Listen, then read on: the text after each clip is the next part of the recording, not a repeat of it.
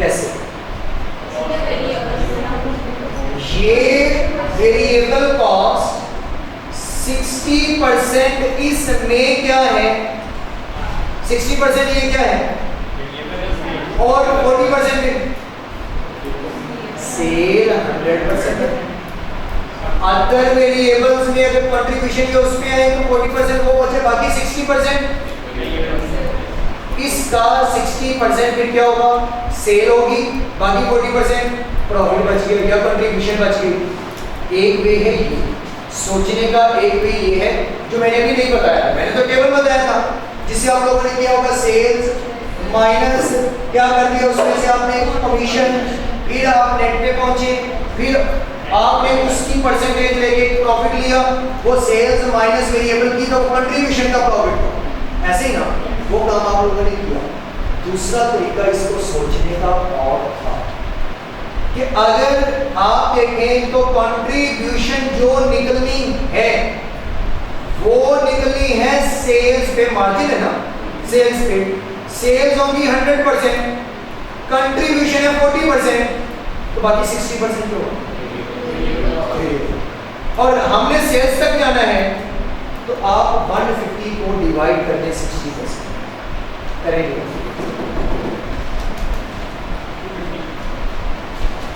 चलेगा 250, ये तो 100 निकली, अभी तो कमीशन नेट भी नहीं किया, तो 5% मजीद इसे जो है वो लेके आएंगे ऊपर, तो ये डिवाइड करें इस वैल्यू को 95 पे, कमीशन को नेट करके कितना बना 260। यही आप लोगों का दूसरे तरीके से ऐसे ही है।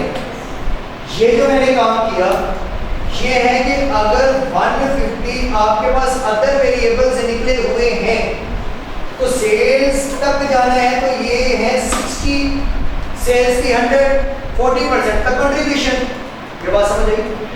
नहीं तो मैं बना पहले बोल देता हूँ, ये समझा के फिर उधर की वैल्यू की करते हैं। सेल्स परसेंटेज में 100%, क्यों 100%? मार्जिन तो यहाँ 100%, उसके बाद कमीशन 5%, 95% इसका नेट आ गया, नेट सेल का। हमें क्या चाहिए? नेट सेल का 40%, क्या चाहिए? कंट्रीब्यूशन। तो नेट सेल्स का 40% इधर से इधर आएगा, कितना बना? 38। ये 38 क्या है? कंट्रीब्यूशन। ये कैसे निकला होगा? सेल्स में से वेरिएबल कॉस्ट को लेस किया होगा, कितनी? 57। तो ये 57 ये करके आपको लिखा। आप 57 से भी इधर तक आ सकते हो, लेकिन अभी तक मैंने ये किया कि 100 सेल्स की 100 सेल है, कंट्रीब्यूशन 40 है, तो सेल्स में से अगर कंट्रीब्यूशन आ गया तो बाकी वेरिएबल कितनी होगी? 60। तो अगर ये 60 है अपने आप में, तो देखें कि सेल कितनी होगी, तो वेरिएबल डिवाइडेड बाय 60 करके देखा कि सेल्स में अगर ये 60 है तो टोटल सेल्स कितनी हुई। मैंने इसको 60 पे डिवाइड करके देखा, टोटल सेल आई, लेकिन कहता वो तो 100% सेल लेके बैठे हो, वो तो 100% सेल लेके बैठे। आप कमीशन भी तो है, हमने कहा दोबारा नेट कर लेते हैं 5%, तो डिवाइडेड बाय 0.95 यानी कि 95% पे आपने डिवाइड किया, तो आंसर क्या निकला था? तो ये इससे आपके पास निकलेगी 250, ऐसे ही। और ये तो 100% सेल्स आ गई, फिर इसे नेट करेंगे तो 0.95 या 95%, ये तो आंसर 1 एक था मेथड आप लोगों ने किया, इससे दूसरा मैंने इंट्रोड्यूस करवा दिया जो दोनों में से आसान लगे, आप उससे आ सकते हो। एक है 57 अदर वेरिएबल कॉस्ट वाला। अब अगर उसके अकॉर्डिंग आप देखें तो यहाँ पर ये जो आपकी सेल्स निकली हुई है, सॉरी कॉस्ट निकली हुई है, अब इसको आपने डिवाइड करवाना है फिर इस परसेंटेज से, अगर इस मेथड से इस ये फिर जो पड़ी है ये वेरिएबल कॉस्ट है और नेट की हुई है, ये डायरेक्ट नेट की हुई, अगर तो आप 60 से किया था ना तो नेट नहीं की, ये नेट करते हैं, ये 60 पे बगैर नेट के इतनी निकली, फिर उसे नेट करके इतनी निकाली, ये ऑलरेडी नेट की हुई है कि जो नेट सेल्स है उसमें 57 ये 57% वेरिएबल है। हमने कहा हमें वापस नेट सेल्स तक जाना है, सेल प्राइस पर यूनिट तक वापस जाना है। तो कहता आप इसको दे दो ए का नेम, इसको दे दिया ए का नेम और सेल प्राइस पर यूनिट तक आने के लिए मैं कर लूँगा ए डिवाइडेड बाय, अब ये जो ए है इसे डिवाइड कर दूंगा, ए को डिवाइड कर दूंगा 57 से, क्योंकि ये नेट है, मुझे वापस 100 पे जो नेट सेल्स हैं 100 तो नहीं है खैर, वो 95 पे मुझे उस पे वापस जाना है। और ये मैं वैसे इसे इसके अकॉर्डिंग 100 ही कह सकता हूँ, क्योंकि ये उसके अकॉर्डिंग 57 निकला है, तो ये मेरे अकॉर्डिंग 100 और ये 60, लेकिन डाटा में वैल्यू साफ सारे के नेट करके निकली तो 95 और सेल्स भी तो 95% ही प्राइस आएगी, और यहाँ पर वेरिएबल 57 को जो ये निकला हुआ है ये आपके पास अदर वेरिएबल्स ये है 57% आपकी नेट सेल के, तो नेट सेल कितना डिवाइड करके देंगे तो कितना निकला 263.16 240.8।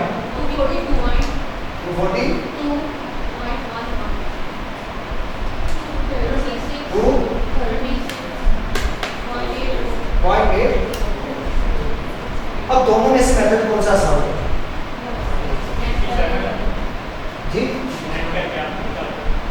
ये वाला था, कभी ऐसा ना पता चले तो मजबूरन ये, वैसे पता तो चल गया था कि अगर ये वेरिएबल है तो सेल्स भी तो होंगी, और वो कैसे पता चला? क्योंकि नेट उसने 40% वाला सीन नीचे ही बता दिया कि 40% मार्जिन लेगा तो मतलब सेल भी 100 होगी, उसका पहले 95 को से लेके आएंगे कमीशन निकाल के, फिर उसमें से जो वेरिएबल होगी फिर दोनों की परसेंटेज लेके वापस सेल्स तक आए।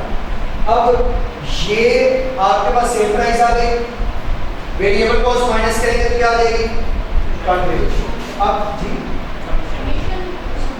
आपकी कमीशन नहीं है, कमीशन तो कुछ बोला अभी मैंने, कुछ कमीशन तो बोला है, कमीशन कहाँ गया? अब देखिए पहले 150 का 5% है, 5% की कमीशन है ना, 150 का 5% 7.5।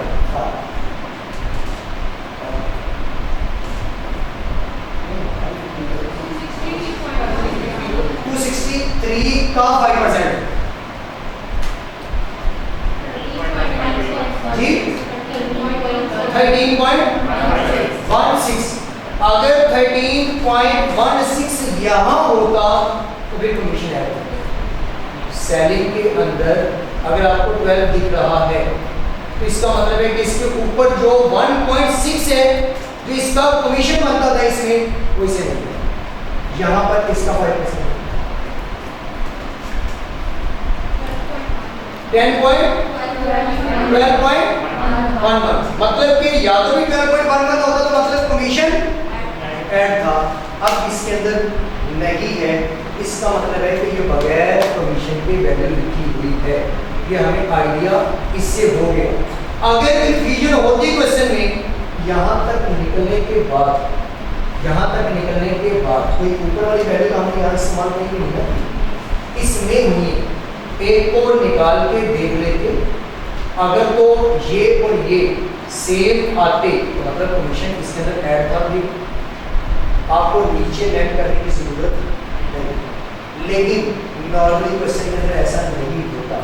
और अगर ये बात समझ नहीं आई कि 5% लेने के बाद अगर डिफरेंस आएगा तो कमीशन होगा नहीं होगा, तो फिर क्या कितने को नंबर का 16 नंबर का?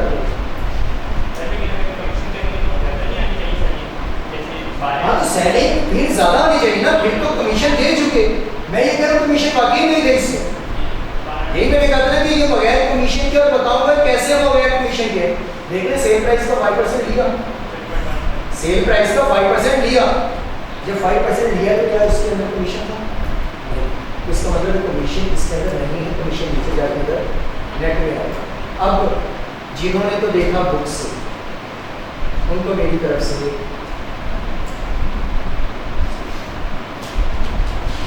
किसने बुक से देखा?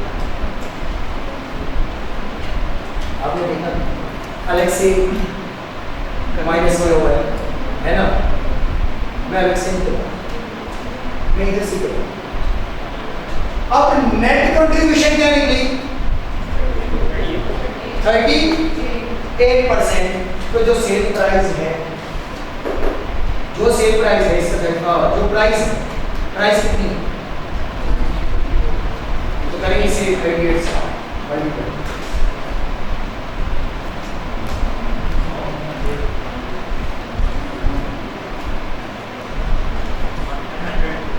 100।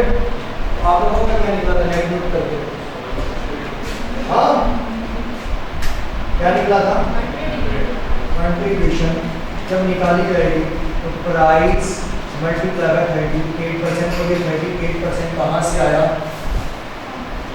कंट्रीब्यूशन नेट करके कमीशन वगैरह निकाल के सब कुछ वहाँ अलग से था, बिल निकाला था। तो बेहतर है कि आप जब नेट पे पहुंचे और यही चीज़ तो यहाँ यूटिलाइज कर चुके हैं। यहाँ कौन सा 60 वाला लेके आए हो? 60 वाला ना नेट किया होता तो 5 वाला इधर कर देते। तो देखिए क्वेश्चन में अगर 60 से किया होगा तो 5 जाके नीचे अलग किया होगा, और अगर आपने यहीं से डायरेक्ट नेट वाला कमीशन वाला वेरिएबल उठाया है तो यहाँ नेट वही कमीशन दिया वही कंट्रीब्यूशन उठा रहे हैं। सेल प्राइस का जो 38% कंट्रीब्यूशन है, बाकी क्या होगा? बाकी नेट कर दिया कमीशन होता निकल गया।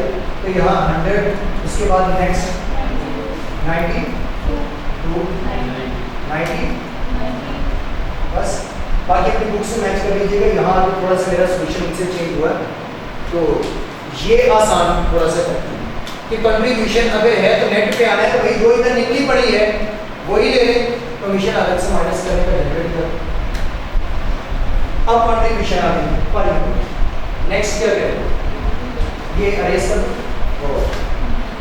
हाँ, इसके बाद हमें चाहिए एवरेज कंट्रीब्यूशन।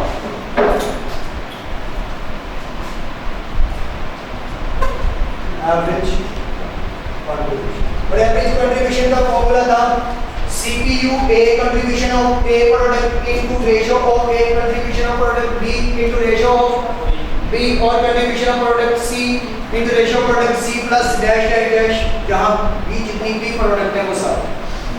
अब यहाँ पर पहली प्रोडक्ट का कंट्रीब्यूशन 100, कंट्रीब्यूशन है 100 का, इनटू अब C प्लस है पहली प्रोडक्ट, C प्लस के यूनिट्स ये जो इनकी रेशियो निकली हुई है 425 divided by 8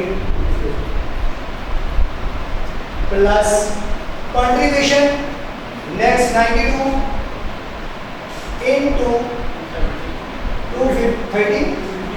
255 out of 850 plus 90 into 170 divided by 850। Answer निकाल दें एवरेज जी 95.6 ये निकला है एवरेज कंट्रीब्यूशन पर ईयर। तो यहाँ क्या करेंगे 95.6, आंसर क्या निकला 287,657। बस ये है यूनिट्स। कौन से? कंबाइंड ब्रेक इवन सेल्स सबके निकालो ना। अब कर देंगे अलग। तो कंबाइंड हमारे पास आ गई। कंबाइंड के बाद क्या करना है? इनको अलग अलग यूनिट्स और सेल्स दोनों मांगी हैं, तो फिर तो आपके पास यूनिट्स वाला ही चलेगा। अब यूनिट्स कितने हैं? हर एक के अकॉर्डिंग अगर ब्रेक इवन हम देखें इसी रेशो पे। स्टेप नंबर 1 मैंने कंप्लीट करवा दिया, जो कल मैंने बात की थी कि पहले कंबाइंड ब्रेक इवन सेल्स या यूनिट्स में या रेवेन्यू में निकालेंगे, स्टेप नंबर 1। और उसमें जो गिवन देख लेंगे कि रेशियोज किसकी गिवन है, यूनिट्स की या रेवेन्यू। रिक्वायरमेंट में जो मांगे वो नहीं, जिसकी गिवन है उससे क्वेश्चन शुरू करेंगे। जैसे यूनिट्स की गिवन थी, यूनिट से कर दिया, रेवेन्यू तक पहुंच ही जाएंगे। और अगर रेवेन्यू भी होती तो यूनिट तक पहुंच जाते, रेवेन्यू भी इस्तेमाल करते और फिर हम सीएस रेशो ले रहे होते। अब यहाँ पर हमने जो नेक्स्ट करना होगा, यानी कि इनको अलग अलग करना है। स्टेप नंबर 1 कंप्लीट कर दिया, combined break even sales units. Number 2 में था कि कंबाइंड ब्रेक इवन सेल्स के यूनिट्स को स्प्लिट कर देना है into product wise break even sales unit by using a ratio in step 1। जो स्टेप 1 में रेशियो इस्तेमाल की जानी थी, ये वाली रेशियो इस्तेमाल करके इसी रेशियो पे आपने ब्रेक इवन के यूनिट्स को एलोकेट करना है। अब यहाँ पर अगर टोटल ब्रेक इवन के यूनिट्स देखें कितने निकले, टोटल 287657 ये निकला है टोटल। अब C प्लस इसके हिस्से में कितने आए, हम कहेंगे कि 420